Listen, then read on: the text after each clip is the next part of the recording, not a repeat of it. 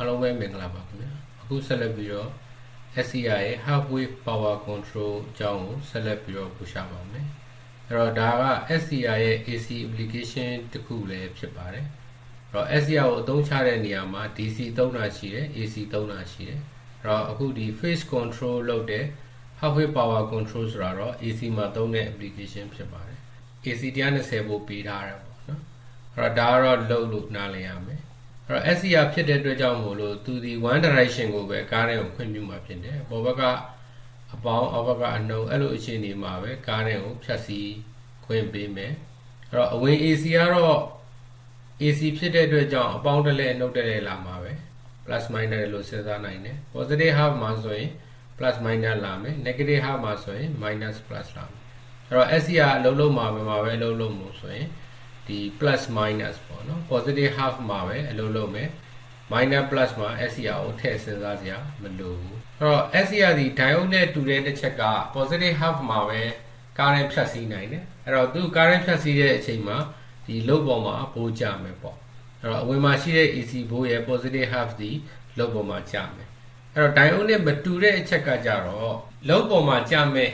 positive half ကိုမှတစ်ခါထပ်ပြီးတော့ control လုပ်နိုင်တဲ့ properties ရှိတာဖြစ်ပါတယ်အခုဒါပထမပုံဆိုလို့ရှိရင် diode အတိုင်းပဲပေါ့နော်ဒီနေရာမှာ SCR နေရာမှာ diode လို့စားထိုးပြီးတော့မြင်လိုက်ရင်လုပ်ပေါ်မှာကြမဲ့ voltage waveform ကဒီလိုဖြစ်ပါတယ်အဲ့တော့ဒါဆိုရင် positive half wave လုပ်ပေါ်မှာ conduction ဖြစ်နေတယ်လို့နားလည်ရအဲ့တော့ဒီမှာသုံးလုံးလေးနှစ်ခုသုံးမယ်ပေါ့နော် trigger ကို T နဲ့သုံးပါမယ်နောက်တစ်ခုက conduction ကို C နဲ့သုံးပါမယ်အဲ့တော့ဒါဆိုရင်ဒီပုံကဘာလဲဆိုရင်180 degree conduction ပေါ့နော်အဲ့တော့ဒီနေရာက0 degree ပေါ့ဒီ SCR အသုံးမှာဆိုလို့ရှိရင်ဒီနေရာကို trigger point လို့နားလည်နိုင်တယ်အဲ့တော့ trigger ဒီ0 degree အဲ့ trigger ကို AC ရဲ့စချင်း0 degree မှာစပြီးတော့ trigger ပေးတယ်ဆိုတာကဒီ AC ရဲ့0 degree မှာနေ SCR ကို on ခိုင်းတာနော် on ခိုင်းတဲ့အတွက်ကြောင့်မို့လို့ SCR စကြတဲ့ on သွားတယ် on သွားပြီးတော့180 degree စာသူကလုံးမှာ voltage ဖြတ်သွားမယ်အဲ့တော့နောက်ရှင်ဒီတစ်ခုအဲ့တော့ဒါကြတော့ trigger က45 degree trigger point က45 degree ဒါကဒီနေရာမှာ0 degree ရှိတာပေါ့ဒီနေရာ180 degree ရှိတာပေါ့အဲ့တော့0 degree trigger ကိုဘယ်မှာစပေးတော့ဆိုရင်အဝင် AC ကဒီလိုတက်လာတာတွက်လာရင်လည်း45 degree ရောက်မှစပြီးတော့ SCR တွေကို AC ကားတွေကိုဖြတ်စည်းခိုင်းတယ်အဲ့အတွက်ကြောင့်မို့လို့ SCR ပေါ်မှာကျတော့ conduction ကဘယ်လောက်ရမလဲဆိုရင်135 degree conduction ရအဲ့တော့ဒါဆိုလို့ရှိရင်ကြတော့ဒီနေရာမှာ0 degree ရှိတယ် trigger ကိုဘယ်မှာပေးတာလဲဆိုရင်90 degree မှာပေးတာပါဒါဆိုရင် conduction ကဘယ်လောက်ရမလဲဆိုရင်90 degree conduction ရအဲ့တော့အဲ့လိုမျိုး halfway ပေါ်မှာမှထပ်ပြီးတော့ AC voltage ရဲ့ပမာဏကိုထပ်ပြီးတော့ adjust လုပ်နိုင်တာဖြစ်ပါတယ်အဲ့တော့အခုဒီပေးထားတဲ့ circuit အရာပေါ့နော် voltage divider circuit အရာဆိုလို့ရှိရင်เนาะ trigger ကို0ကနေပြီးတော့90 degree adjust လုပ်နိုင်တာဖြစ်ပါတယ်အခုဒီပထမဦးဆုံးပုံကတော့ trigger 0 degree ဒုတိယပုံက trigger 45 degree ဒီတတိယပုံကတော့ trigger က90 degree အဲ့တော့ဒီ voltage divider circuit နဲ့သာ SCR ကို control လုပ်မယ်ဆိုလို့ရှိရင်တော့အခုလိုမျိုးရရှိမှာဖြစ်ပါသို့တော့ SCR ကကြတော့90 degree ထက်လည်းပို့ပြီးတော့အလုံးလုံးနိုင်တယ် phase shifter circuit တွေသုံးအောင်ပါပေါ့နော် R1 R2 divider အတွဲနေရာမှာ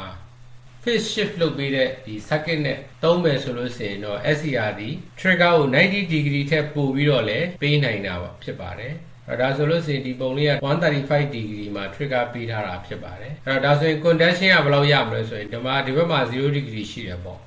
အဲ့တော့ဒီအဆုံးက180ဆိုတော့180တဲ့ကဒီ135ကိုနှုတ်လိုက်ရင် conduction ကဘယ်လောက်ရမလဲဆိုရင်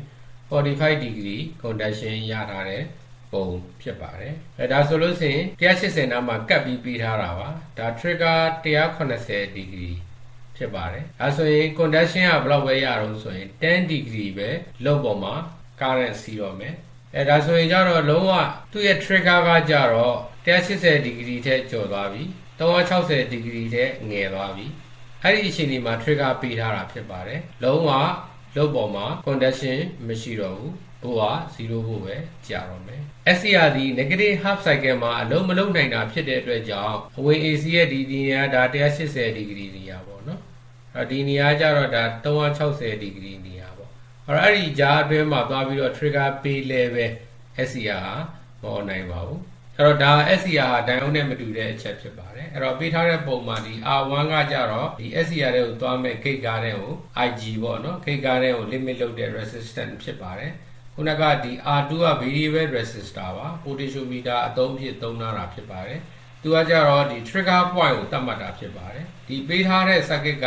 ဒါရိုးရိုး resistor divider circuit ဖြစ်ပါတယ် phase shifter circuit တခုမဟုတ်ပါဘူးအဲ့ဒီအတွက်ကြောင့်မို့လို့ circuit အရာဆိုလို့ဆိုရင်တော့ trigger point ကို0 to 90 degree အတွင်းဒီ potentiometer ကိုပြောင်းလဲခြင်းဖြင့် adjust လုပ်နိုင်တာဖြစ်ပါတယ်နောက်တစ်ခုကဒီမှာမှတ်သားမှာက SCR ရဲ့ DC application အတွက်ဆိုလို့ဆိုရင် SCR off ဖို့အတွက်သီးသန့် circuit တွေစဉ်းစားပေးရပါတယ်သို့တော့ဒီဟာက SCR ရဲ့ AC application ဖြစ်ပါတယ် AC application ဖြစ်တဲ့အတွက်ကြောင့် SCR off ဖို့အတွက်တည်တဲ့စဉ်းစားစရာမလိုပါဘူးအဲ့တော့ AC application ဆိုတာက positive half cycle negative half cycle တလဲစီလာနေတာဖြစ်တယ်အဲ့တော့ negative half cycle ကြောက်ဖို့အတွက် positive half cycle ရဲ့အဆုံးမှာဘိုးဟာခိုက်တက်မှာအဲ့ဒီ instant မှာ0ဖြစ်သွားတာဖြစ်ပါတယ်အဲ့တော့အဲ့ဒီအချိန်ကနေစပြီးတော့ SCR ဟာ off သွားဖို့ရှိပါတယ် gate trigger ရသည်ဖြစ်စေမရသည်ဖြစ်စေပေါ့အဲဒါကြောင့်မို့လို့အဝင် AC ရဲ့ negative cycle မှာသူကသာသူ off သွားမယ်ဆိုတာကိုလည်းသိထားရပါမယ်။နောက်ဒီ diode ကတော့ဒီမှာရှိတဲ့ AC positive half cycle ပဲ gate ကိုရောက်စေပြီးတော့ negative cycle လာလို့ဆိုရင်တာစီပေးထားတဲ့အလုပ်ကိုလုပ်ပါတယ်။အခုဆက်လက်ပြီးတော့ဒီ phase control circuit operation ကိုထပ်ပြီးတော့လေ့လာပါမယ်။တစ်ဖက်မှာတင်ပြခဲ့သလိုပဲဒီຢာလေးကတော့ဒီပထမပုံကတော့ potentiometer ရဲ့ setting ကို maximum မှာထားတာပါ။အဲ့ဒီအတွက်ကြောင့်မို့လို့ trigger point ဒီ0ကနေစရပါတယ်။အဲ့ဒီအတွက်ကြောင့်လုံးမှာpositive half တစ်ခုစလုံး contact ဖြစ်မယ် trigger ဒီ0 degree conduction ဒီ180 degree maximum power ဖြစ်ပါတယ်နောက်ဒီဒုတိယပုံကတော့ဒါ trigger ဒီ90 degree ပါဒီ R2 potentiometer ရဲ့ setting ကို maximum မှာမဟုတ်တော့ဘူး adjust ကိုအောက်ဘက်ကိုရွှေ့လိုက်တာဖြစ်ပါတယ်အဲ့လိုရွှေ့လိုက်တဲ့အခါမှာသူ့ရဲ့ trigger point 90 degree အထိပြောင်းသွားမယ်အဲ့တော့ဒီ circuit အရဆိုလို့ရှိရင် trigger point 90 degree ဟာအများဆုံးပဲပေါ့နော်အဲ့တော့ trigger point အပြင်အများဆုံး conduction အပြင်ဆိုရင်အငယ်ဆုံးပေါ့အဲ့တော့ဒါကတော့ကြားထဲမှာပေါ့နော်အဲ့တော့ဒီ setting point maximum လည်းမဟုတ်ဘူးနောက်တစ်ခုက trigger point 90 degree ဖြစ်စေတဲ့အမှတ်လည်းမဟုတ်ဘူးအဲ့ဒီ point နဲ့ဒီ point နဲ့ကြားထဲကတနေရာရမှာသာဒီ R2 ကို set လုပ်ထားမယ်ဆိုလို့ဆိုရင် trigger point ဒီ0 degree နဲ့90 degree ကြားထဲမှာတနေရာမှာရနိုင်တယ်အခုပေးထားတဲ့ပုံရဆိုရင်ဒါ45 degree မှာ trigger လုပ်ထားတယ်လို့နားလည်နိုင်တယ်45 degree trigger ဖြစ်တဲ့အတွက်ကြောင့်မို့လို့လောပေါ်မှာ conduction ကဘယ်လောက်ရမလဲဆိုရင်135 degree ရရှိမှာဖြစ်ပါတယ်အဲ့တော့နားလည်နိုင်တာကဒီ SCR halfway control အတွက်ဆိုလို့ဆိုရင် conduction angle က180 degree minus firing angle ဒီ trigger point ကိုနောက်တစ်မျိုးပြောတာရှိပါတယ် firing angle လို့လည်းသုံးလုံးလေးရှိပါတယ် halfway ဖြစ်တဲ့အတွက်ကြောင့်180တွေက firing angle ကိုသွားနှုတ်လို့ဆိုရင်လောပေါ်မှာကြမယ် conduction ကိုရမှာဖြစ်ပါတယ်အဲ့တော့ဒီနေရာမှာဒီ R2 adjust လုပ်တဲ့ပုံမူတည်ပြီးတော့ trigger point တွေဘယ်လိုပြောင်းလဲသွားသလဲဆိုတာကိုနားလည်ဖို့လိုပါမယ်အဲ့တော့အဲ့လိုနားလည်ဖို့အတွက်အချက်နှစ်ချက်သိဖို့အရေးကြီးပါတယ်ပထမတစ်ချက်ကဒီ SCR တလုံး forward bias ရနေတဲ့အနေအထားမှာသူ on ဖို့အတွက်လိုအပ်တဲ့ gate voltage တွေဟာ constant ဖြစ်ပါတယ်အဝင် AC ရဲ့ amplitude ပြောင်းနေတဲ့ပုံမှာ SCR on ဖို့အတွက် gate voltage ကပြောင်းလဲပြီးတော့လိုအပ်နေတာမဟုတ်ပါဘူးနောက်ဒုတိယတစ်ချက်ကကြတော့ဒီအဝင် AC amplitude changing ဖြစ်နေတဲ့အပေါ်မှာဒီ R2 setting ပြောင်းလဲခြင်းအပြင် trigger point တွေဘယ်လိုပြောင်းသွားသလဲဆိုတဲ့ဟာကိုနားလည်ဖို့ဖြစ်ပါတယ်အဲ့တော့ဒီ circuit ကလေးကိုကြည့်ပါမယ်ဒါကတော့ဘာလို့အဓိကလေ့လာမှာလဲဆိုရင် SCR တလုံး on ဖို့အတွက်လိုအပ်တဲ့ gate voltage တွေ constant ဖြစ်ကြောင်းကိုသိစေဖို့ဖြစ်ပါတယ်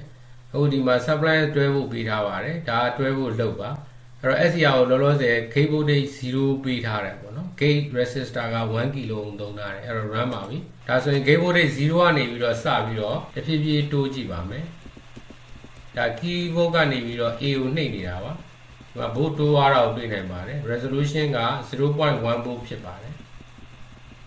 on သွားပါပြီအဲ့တော့ 2.7 volt မှာ on သွားပါတယ်အဲ့တော့ဒါက gate voltage ကိုဒါ delete ပေးထားတာပေါ့နော်တောက်ချောက်ပေးထားတာအဲ့တော့ကြောင့်မို့လို့ဒီမှာ SCR ကိုသွားပြီးတော့ off လဲပဲ SCR off နိုင်မှာမဟုတ်အဲ့တော့ဒီမှာအဓိကဘာလို့သိစေချင်တာလဲဆိုရင် SCR တလုံး on ဖို့အတွက်လိုအပ်တဲ့ gate voltage က constant ဖြစ်တယ်ဆိုတာကိုသိစေဖို့ဖြစ်ပါတယ်အဲ့တော့ပြန်ပြီးတော့ချော့လိုက်မယ်ချော့လိုက်တဲ့အခါမှာ SCR ရဲ့သဘာဝအရာဆက်ပြီးတော့ on နေတယ်ပေါ့နော်သို့တော့ကားတွေကို indirect လုပ်လိုက်မယ်ဆိုရင်တော့ပြန်ပြီးတော့ off သွားမယ်အဲ့တော့ပြန်တင်မယ်ခုနက 2.7 မှာ on ခဲ့တာပါ 2.7 မှာ SCR ပြန် on လာအဲ့တော့ SCR ရဲ့ gate ကိုပေးရမယ်သူ on စေမဲ့ဘို့က constant ဖြစ်တယ်ပေါ့နောက်တစ်ခုဗာသိရမယ်ဆိုရင်အဲ့တော့ဒါဆိုရင်အခုဒီပုံလေးကဘာကိုပြလဲဆိုရင်ဒီဘက်အချမ်းက 0% 25% 50% 75 100% ဆိုတာက potentiometer ရဲ့ setting လို့နားလည်နိုင်ပါတယ်အဲ့တော့ potentiometer ကိုအောက်ဘက်ဆုံး ground ဘက်ဆုံးမှာချထားတယ်ဆိုရင်ဒါ 0% ပေါ့ potentiometer ကိုအပေါ်ဘက်ဆုံးမှာချထားတယ်ဆိုရင်ဒါ 100% ပေါ့အဲ့တော့ဒါဆိုရင်အဲ့ဒီ potentiometer ရဲ့ adjust ပေါ်မူတည်ပြီးတော့ဒီအလယ်စားနဲ့ ground နဲ့ကြားမှာရှိတဲ့ amplitude ကဒီလိုမျိုးပြောင်းလဲနေဖို့ရှိပါတယ်အဲ့တော့ဒီမှာ AC ဝင်မှာပေါ့သို့တော့ဒီအလယ်စားနဲ့ဒီ ground နဲ့ကြားမှာရှိနေမဲ့ V out ပေါ့နော်အဲ့တော့အဲ့ဒီ V out ကိုဒီမှာဆွဲထားတာဖြစ်ပါတယ်အဲ့တော့အဲ့ဒီ V out က potentiometer ရဲ့ signal ပေါ်မူတည်ပြီးတော့ amplitude အသေးအကြီးပြောင်းနေဖို့ဖြစ်ပါတယ်အဲ့တော့ဒီမှာပုံမှန် position ၄မျိုးပြထားပါတယ်ဒါ amplitude ကအခုပြထားကြမှာဆိုရင်အသေးဆုံးပေါ့နောက် position 2နည်းနည်းကြီးလာတယ် peak values က 50% လောက်ရှိတယ်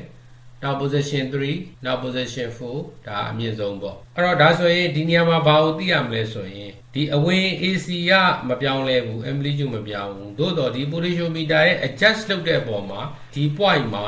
AC ရဲ့ amplitude ပြောင်းသွားတယ်အဲ့ဒီ AC amplitude ပြောင်းသွားတဲ့အပေါ်မှာ trigger point ဘယ်လိုပြောင်းသွားသလဲဆိုတာကိုနားလည်ဖို့ကြိုးစားကြမှာဖြစ်ပါတယ်ဒီ amplitude အနှိမ့်ဆုံးပုံကိုကြည့်ပါမယ်ဒီ cross ပြထားတဲ့နေရာလေးက SCR on ဖို့အတွက်လိုအပ်တဲ့ critical board လို့ယူဆပါမယ်အဲ့တော့ 25% ပေါ့နော်ဒီမှာချက်ချေကလေးပြထားတယ်အဲ့တော့ဒီနေရာက SCR တလုံး on ဖို့အတွက်လိုအပ်တဲ့ board လို့နားလည်မယ်ခုနကလေ့လာခဲ့သလို SCR on ဖို့အတွက်လိုတဲ့ board က constant ပဲအဲ့တော့ဒီပထမဦးဆုံးဒီ position 1ဆိုလို့ရှိရင်ဒီဘိုးပမာဏကိုရောက်ဖို့အတွက် cross ပြထားတဲ့ voltage ပမာဏကိုရောက်ဖို့အတွက်အဝင် AC ဒီ peak values ရောက်မှအဲ့ဒီဘိုးကိုပြည့်မီမှာဖြစ်ပါတယ်အဲ့တော့အဝင် AC ရဲ့90 degree ရောက်မှသာ SCR on ဖို့အတွက်လိုအပ်တဲ့ voltage ကိုရမှာဖြစ်တဲ့အတွက်ကြောင့်ဒီ position 1အတိုင်းထားမယ်ဆိုလို့ရှိရင် SCR ကိုအဝင် AC ရဲ့90 degree ရောက်မှသူက trigger လုပ်တာဖြစ်ပါတယ်အဲ့တော့ position 2ဆိုလို့ရှိရင် position 2ကဒီ point ကိုအပေါ်နဲ့တင်လိုက်တာပေါ့အဲ့တော့အပေါ်တင်လိုက်တဲ့အခါမှာ amplitude ကကြီးသွားတယ်amplitude ကြီးသွားတဲ့အတွက်ကြောင့် trigger point ကပြောင်းသွားတယ်အဲ့တော့ SCR on ဖို့အတွက်လိုအပ်တဲ့ဘိုးကဒါပဲသို့တော့သူဒီ amplitude အတွက်ဒါဆိုလို့ရှိရင်သူ့ရဲ့ trigger point ကဒါဘယ်လောက်ရှိလို့ဆိုရင်30 degree အဲ့တော့30 degree ရောက်တာနဲ့ SCR on ဖို့အတွက်လိုအပ်တဲ့ voltage တစ်ခုကိုရသွားတာဖြစ်တဲ့အတွက်ကြောင့် trigger point ကြီးဒါ30 degree လို့နားလည်နိုင်ပါတယ်အကယ်၍ဒီ setting ကိုအပေါ်ထပ်တင်လိုက်မယ်ဆိုရင် amplitude ကပိုကြီးလာမယ်ဒီ position 3ဆိုပါစို့ဒါဆိုလို့ရှိရင် position 3ဆိုလို့ရှိရင်သူ့ရဲ့ trigger လုပ်မဲ့ degree ကဘယ်လောက်ဖြစ်သွားမှုဆိုရင်19 degree အဲ့တော့အဝင် AC ကတက်လာမယ်90 degree ရောက်တာနဲ့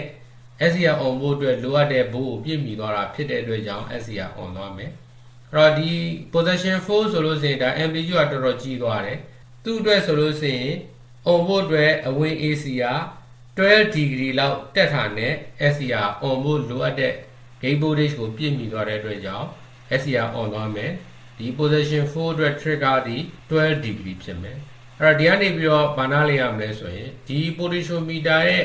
adjustable ကို adjust လုပ်ခြင်းအပြင် AC amplitude ဒီမှာပြောင်းသွားမယ် AC amplitude ပြောင်းလဲသွားတဲ့အပေါ်မှာဒီ trigger degree ပြောင်းလဲသွားတာကိုနားလည်ဖို့ဖြစ်ပါတယ်ခုဆက်လက်ပြီးတော့သူနဲ့ဆိုင်တဲ့ example နဲ့ simulation ကိုဆက်လေ့လာပါမယ်